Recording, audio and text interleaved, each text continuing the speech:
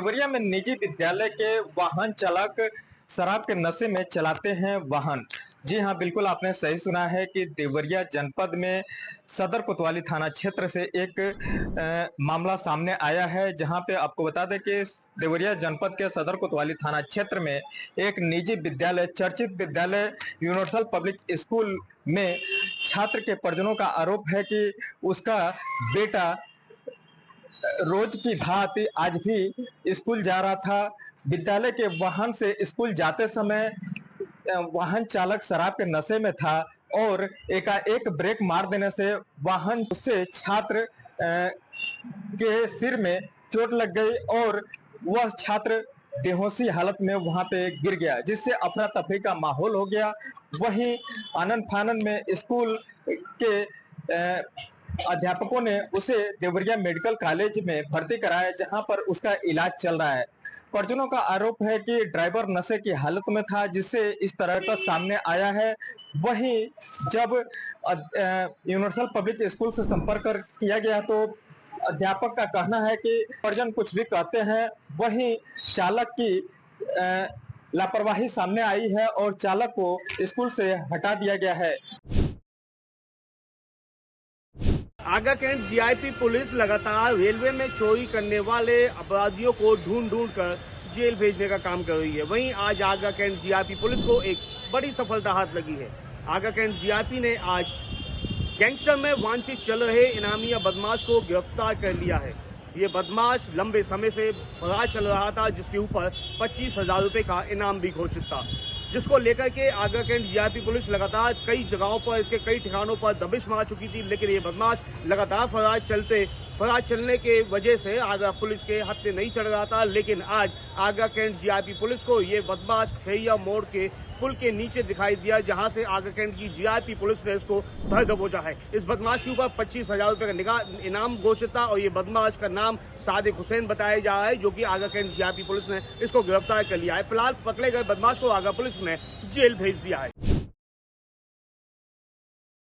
जैसा कि आप सभी जानते हैं कि पवित्र सावन माह चल रहा है और सावन माह में कांवड़िए गंगा जल को शिवलिंग पे चढ़ाते हैं और कांवड़ यात्रा निकालते हैं।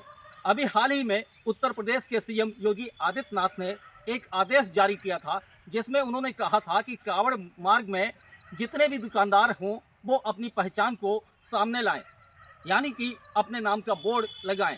लेकिन शाहजहांपुर में ऐसा देखा गया कि कई जूस की दुकानें हैं जो गन्ने का जूस बेचते हैं, लेकिन उनकी दुकानों के नाम कोई दिल्ली के नाम से है, कोई आज़ाद के नाम से है। लेकिन जब हिंदू नेता वहां पहुंचे तो उन्होंने पाया कि उन दुकानदारों के नाम मुस्लिम है।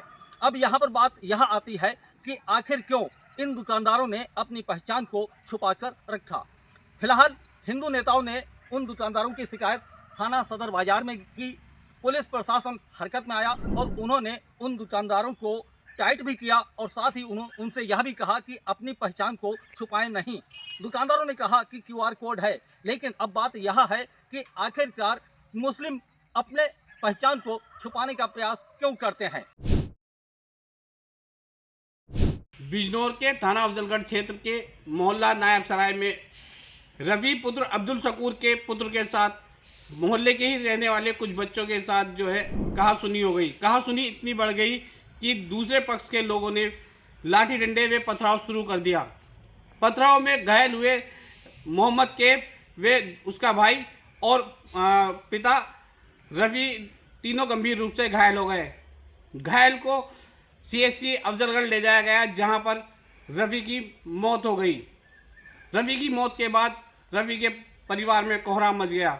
रवि की मौत की खबर सुनते ही आरोपी मौके से फरार हो गए। वहीं अफजलगढ़ पुलिस को जब इस बात की भनक लगी तो अफजलगढ़ पुलिस ने मौके पर जाकर के पूरी घटना की जानकारी ली और उसके बाद CHC अफजलगढ़ जाकर के CO राजेश सिंह सोलंकी व थाना अध्यक्ष CHC अफजलगढ़ पहुंचे और रवि के परिवार से पूरी घटना की जानकारी ली।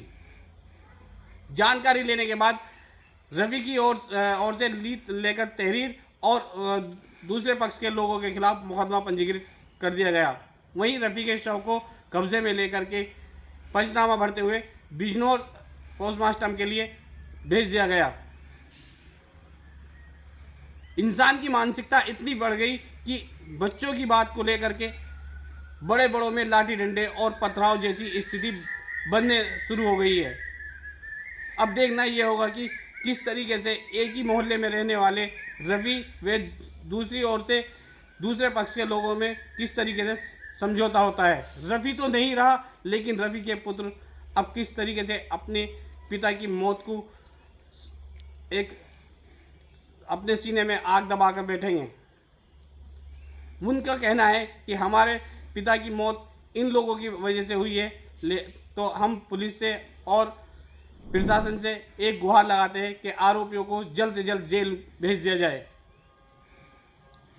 अब देखना यह होगा कि पुलिस प्रशासन आरोपियों को कितनी जल्दी गिरफ्तार कर जेल भेजती है। रायबरेली पुलिस अधीक्षक के निर्देशन में लगातार चलाए जा रहे अभियानों के क्लिप विरुद्ध जो है कार्रवाई को लेकर आज थाना डी ने एक बड़ी कार्रवाई करी है। चावल चोरों को गिरफ्तार कर जेल भेजा है। जी हाँ, चावल चोर क्योंकि चावल का भरा हुआ ट्रक जाना था गुजरात, पहुंच गया फतेहपुर जिले में, ले जाकर चोरों ने उसे बेच दिया। फर्जी नंबर प्लेट, फर्जी मोबाइल, फर्जी कई ऐसी चीजें इस चोरी में यूज हुई जो थाना डी के नजर में आया, और आते ही इसको जो है ले जाकर पूरा का पूरा चावल अगर जनपद में ले जाकर बेच दिया।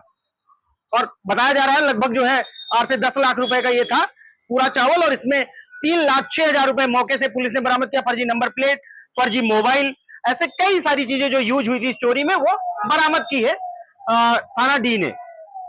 बड़ा सवाल यह है कि जो चावल जब चोरी हुआ तो अपना जो मोबाइल था चोरों ने गुजरात भेज दिया, जहां पे चावल जाना था किसी और के थ्रू गुजरात भेज दिया ताकि लोकेशन में गुजरात दिखे।